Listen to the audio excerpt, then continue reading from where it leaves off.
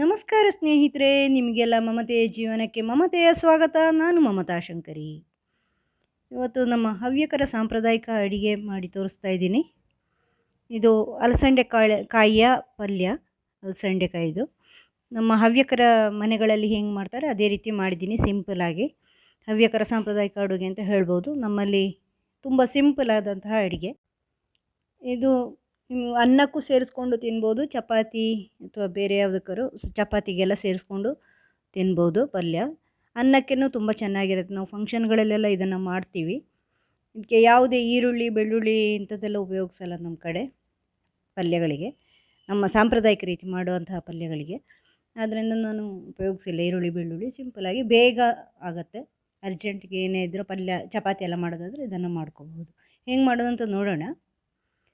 First ಒಂದು ದಪ್ಪ ಬಾಣಲೆ ಒಲೆ ಮೇಲೆ ಇಟ್ಟಿದ್ದೀನಿ. ಬಾಣಲೆ ಬಿಸಿ ಆದಾಗ ಎಣ್ಣೆ ಹಾಕ್ಕೊಳ್ಳಿ, ಅಡುಗೆ ಎಣ್ಣೆ. ನಾವು ಕೊಬ್ಬರಿ ಎಣ್ಣೆನೇ ಉಪಯೋಗಿಸ್ತೀವಿ. ನಮ್ಮ ಊರಿನ ಪಲ್ಯಕ್ಕೆ, ನಮ್ಮ ಹವ್ಯಕರ ಪಲ್ಯಕ್ಕೆ ಕೊಬ್ಬರಿ ಎಣ್ಣೆ ತುಂಬ ಚೆನ್ನಾಗಿರುತ್ತೆ. ನಾವು ಮಾಡೋ ರೀತಿ ಪಲ್ಯಕ್ಕೆ ನಾವು ಅದನ್ನೇ ಉಪಯೋಗಿಸೋದು ಅಡುಗೆಗೆ. ನೀವು ನಿಮ್ಮ ಮನೇಲಿ ಯಾವುದು ಅಡುಗೆ ಎಣ್ಣೆ ಉಪಯೋಗಿಸ್ತೀರೋ ಅದನ್ನು ಉಪಯೋಗಿಸ್ಕೊಳ್ಳಿ. ಈ ರೀತಿ ಪಲ್ಯ ಮಾಡುವಾಗ ಕೊಬ್ಬರಿ ಎಣ್ಣೆ ತುಂಬ ರುಚಿಯಾಗಿರುತ್ತೆ. ಒಂದು 2-3 ಚಮಚದಷ್ಟು ಕೊಬ್ಬರಿ ಎಣ್ಣೆ ಹಾಕ್ಕೊಂಡು, ಎಣ್ಣೆ ಬಿಸಿಯಾದಾಗ ಒಂದು ಒಣಮೆಣಸಿನ್ಕಾಯಿನ ಕಟ್ ಮಾಡಿ ಹಾಕ್ಕೊಂಡಿದ್ದೀನಿ. ಆಮೇಲೆ ಒಂದು 1.5 ಚಮಚದಷ್ಟು ಉದ್ದಿನಬೇಳೆ ಸೇರಿಸ್ಕೊಂಡಿದ್ದೀನಿ.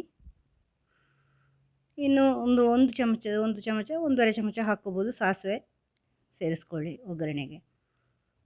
ಇಷ್ಟೇ ಹಾಕೋದು. ಮತ್ತೊಂದು ಸ್ವಲ್ಪ ಬೇರೆ ಮಸಾಲೆಗಳು ಅಷ್ಟೇ.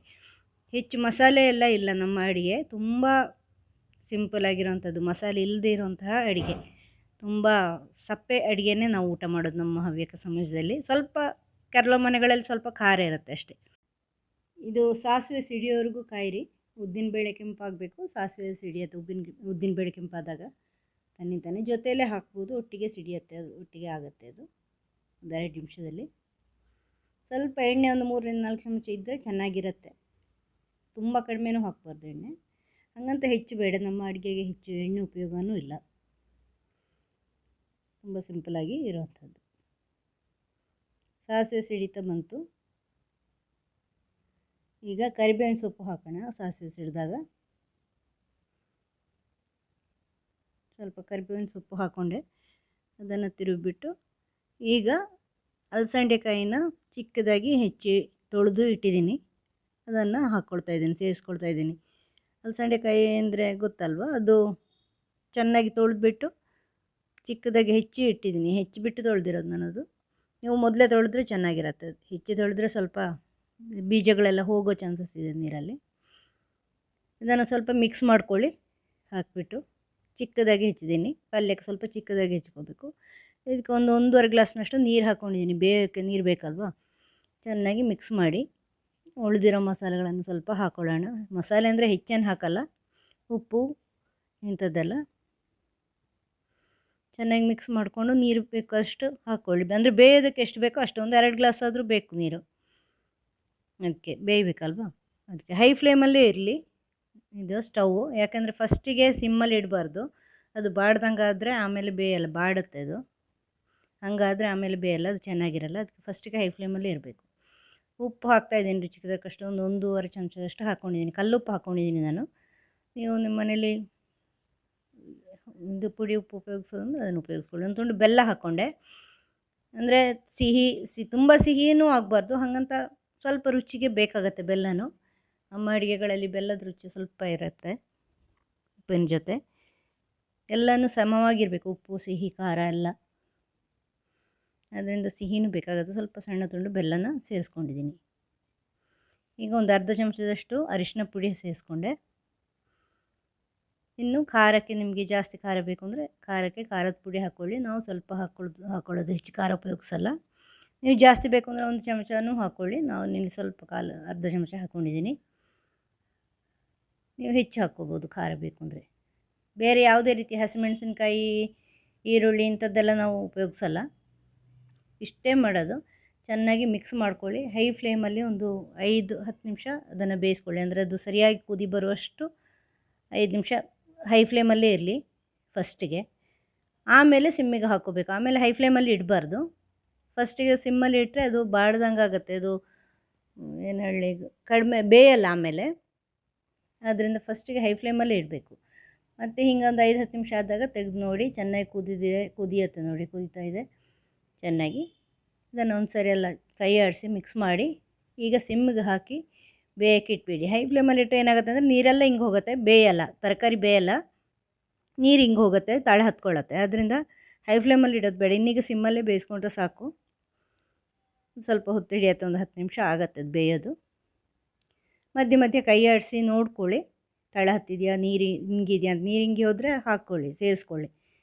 ನೋಡಿ ಈಗ ನೀರೆಲ್ಲ ಹಿಂಗೆ ಹೋಗಿದೆ, ನೀರು ಹಿಂಗೆ ಹೋಗಿ ಚೆನ್ನಾಗಿ ಬೆಂದಿದೆನು ಅಲಸಂದೆಕಾಯಿ. ಈಗ ಇದಕ್ಕೆ ಸ್ವಲ್ಪ ತೆಂಗಿನ ತುರಿನ ಮೇಲಿಂದ ಸೇರಿಸ್ಕೊಳ್ಬೇಕು. ಒಂದೆರಡು ನಿಮಿಷ ಅದನ್ನು ತಿರುಗಿಕೊಳ್ಳಿ. ತೆಂಗಿನ ತುರಿ ಸೇರಿಸ್ಬಿಟ್ಟು ಕೈಯಲ್ಲಿ ಮಿಕ್ಸ್ ಮಾಡ್ಕೊಳ್ಳಿ ಚೆನ್ನಾಗಿ. ತೆಂಗಿನ ತುರಿ ಸ್ವಲ್ಪ ಜಾಸ್ತಿ ಇದ್ದರೆ ಚೆನ್ನಾಗಿರುತ್ತೆ, ತುಂಬ ಬರೀ ಕಡಿಮೆ ಇರಬಾರ್ದು, ಚೆನ್ನಾಗಿರುತ್ತೆ. ಬೇಕಂದ್ರೆ ಸ್ವಲ್ಪ ಹಾಕ್ಕೋಬೋದು ನೀವು. ಈ ಥರ ತೆಂಗಿನ ತುರಿ ಹಾಕ್ಕೊಂಡು ಮಿಕ್ಸ್ ಮಾಡಬೇಕು. ತೆಂಗಿನ ತುರಿ ಸ್ವಲ್ಪ ಚಿಕ್ಕ ಚಿಕ್ಕದಾಗಿ ತುರಿಬೇಕು ನೀವು, ತುಂಬ ದೊಡ್ಡ ದೊಡ್ಡ ಸುಳಿ ಬರಬಾರ್ದು. ಚಿಕ್ಕ ಚಿಕ್ಕ ತುರಿ ಇದ್ಕೊಂಡು ಇದ್ದರೆ ಅದನ್ನು ಮಿಕ್ಸ್ ಮಾಡಿದರೆ ಪಲ್ಯ ರೆಡಿ ಆಯ್ತು ನೋಡಿ. ಹಾಕಿ ತೆಂಗಿನ ತುರಿ ಹಾಕಿ ಒಂದು 2 ನಿಮಿಷ ತಿರುಗಿಬಿಡಿ, ಯಾಕಂದರೆ ಅದು ತೆಂಗಿನಕಾಯಿ ಇಟ್ಟರೆ ಮತ್ತು ಹಾಳಾಗೋದೆಲ್ಲ ಬೇಡ, ಅಲ್ಲೇ ಬೆಂದಂಗೆ ಆಗುತ್ತೆ ಅಲ್ವ ಬಿಸಿಗೆ, ಆವಾಗ ಹಾಳಾಗಲ್ಲ. ಬರೀ ಹಸಿ ತೆಂಗಿನಕಾಯಿ ಇದು ಸ್ವಲ್ಪ ಬೇಗ ಹಾಳಾಗೋ ಚಾನ್ಸಸ್ ಇರುತ್ತೆ, ಅಂದರೆ ಬಡಿಗೆ ಮಾಡಿದ್ದು ಮಧ್ಯಾಹ್ನಕ್ಕಾಗೋ ಹಾಳಾಗುತ್ತೆ, ವೇಸ್ಟ್ ಆಗುತ್ತೆ ಆ ಥರ. ಇದೇನಿಲ್ಲ, ತೆಂಗಿನಕಾಯಿ ಹಾಕಿ ಸ್ವಲ್ಪ ಒಂದು 2 ನಿಮಿಷ ತಿರುವಿ ಅದು ಬೆಂದರೆ ಏನೂ ಆಗಲ್ಲ, ಚೆನ್ನಾಗಿರುತ್ತೆ. ಒಂದು 2 ಹೊತ್ತು ಚೆನ್ನಾಗಿ ಮಾಡ್ಬೋದು. ಮಧ್ಯಾಹ್ನ ಮಾಡಿದರೆ ರಾತ್ರಿಗೂ ಊಟ ಮಾಡೋಕ್ಕಾಗತ್ತೆ. ಅನ್ನ ಜೊತೆನೂ ಸೇರಿಸ್ಕೋಬೋದು, ಚಪಾತಿ ಜೊತೆನೂ ತುಂಬ ಚೆನ್ನಾಗಿರುತ್ತೆ. ಚೆನ್ನಾಗಿ ಮಿಕ್ಸ್ ಮಾಡಿ ಇಟ್ಕೊಳ್ಳಿ. ಇಷ್ಟೇ ಇರೋದು ಪಲ್ಯ. ನಾವು ತುಂಬ ಸಿಂಪಲಾಗಿ ಮಾಡ್ತೀವಿ. ಇದು ಈರುಳ್ಳಿ ಬೆಳ್ಳುಳ್ಳಿ ಯಾವುದು ಉಪಯೋಗಿಸದೇ ಇರೋದ್ರಿಂದ ಫಂಕ್ಷನ್ಗಳಿಗೂ ಮಾಡ್ಬೋದು. ನಾವು ಮದುವೆ ಮನೆಗಳಲ್ಲೂ ಮಾಡ್ತೀವಿ, ಪೂಜೆಯಲ್ಲೂ ಮಾಡ್ತೀವಿ, ಶ್ರಾದ್ದ ಇದ್ರೂ ಮಾಡ್ತೀವಿ, ಯಾವುದೇ ಆದರೂ ಈ ಪಲ್ಯ ಮಾಡ್ಬೋದು. ನಾವು ಯಾವುದೇ ಫಂಕ್ಷನ್ಗಳಿಗೂ ಮಾಡ್ಬೋದು. ಈರುಳ್ಳಿ ಬೆಳ್ಳುಳ್ಳಿ ಉಪಯೋಗಿಸಲ್ಲ, ಆದ್ದರಿಂದ ಪೂಜೆ ಇದ್ರೂ ಮಾಡ್ಬೋದು ಈ ಪಲ್ಯನ. ಸಿಂಪಲಾಗಿರುತ್ತೆ, ಆದರೆ ತುಂಬ ರುಚಿಯಾಗಿರುತ್ತೆ. ಇಷ್ಟೇ ಹಾಕಿದ್ರೂ, ಹೆಚ್ಚು ಮಸಾಲೆ ಏನು ಇಲ್ಲ ಅಂದ್ರೂ ತಿನ್ನೋದಕ್ಕೆ ತುಂಬ ಚೆನ್ನಾಗಿರುತ್ತೆ, ರುಚಿಯಾಗಿರುತ್ತೆ. ಚಪಾತಿ ಜೊತೆ ಚೆನ್ನಾಗಿ ಸೇರುತ್ತೆ. ಅನ್ನದ ಜೊತೆನೂ ತಿಂದ್ಕೊಳ್ಳೋಕ್ಕಾಗತ್ತೆ. ಅನ್ನದ ಜೊತೆನೂ ಊಟ ಮಾಡ್ತೀವಿ ನಾವು ಪಲ್ಯ ಜೊತೆ, ಅನ್ನ ಪಲ್ಯ. ಅದರಲ್ಲೂ ಕುಚ್ಚಲಕ್ಕಿ ಮಾಡಿದ್ರಂತೂ ಇನ್ನೂ ಚೆನ್ನಾಗಿರುತ್ತೆ. ನೀವು ಇದನ್ನು ಮಾಡಿ ಮನೇಲಿ, ಈ ರೀತಿ ಒಂದು ಪಲ್ಯ. ನಮ್ಮ ಹವ್ಯಕರ ಸಾಂಪ್ರದಾಯಿಕ ಅಡುಗೆ ಇದು. ನೋಡಿ ನೀವು ಹೆಂಗೆ ಅನಿಸುತ್ತೆ ನಿಮಗೆ ಅಂತ. ನಿಮ್ಮ ಅಭಿಪ್ರಾಯನ ಕಮೆಂಟ್ ಮೂಲಕ ಹೇಳೋದು ಮರಿಬೇಡಿ, ಕಮೆಂಟ್ ಮಾಡಿ. ಆಮೇಲೆ ನಿಮಗೆ ವಿಡಿಯೋ ಇಷ್ಟ ಆದರೆ ಲೈಕ್ ಮಾಡಿ, ಶೇರ್ ಮಾಡಿ. ಚಾನೆಲ್ ಇದುವರೆಗೆ ಸಬ್ಸ್ಕ್ರೈಬ್ ಮಾಡಿಲ್ಲ ಅಂದರೆ ಸಬ್ಸ್ಕ್ರೈಬ್ ಮಾಡಿ, ಬೆಲ್ ಐಕಾನ್ ಮಾಡಿ ಪ್ರೆಸ್ ಮಾಡಿ. ಮುಂದಿನ ವಿಡಿಯೋದೊಂದಿಗೆ ಭೇಟಿಯಾಗೋಣ. Thank you.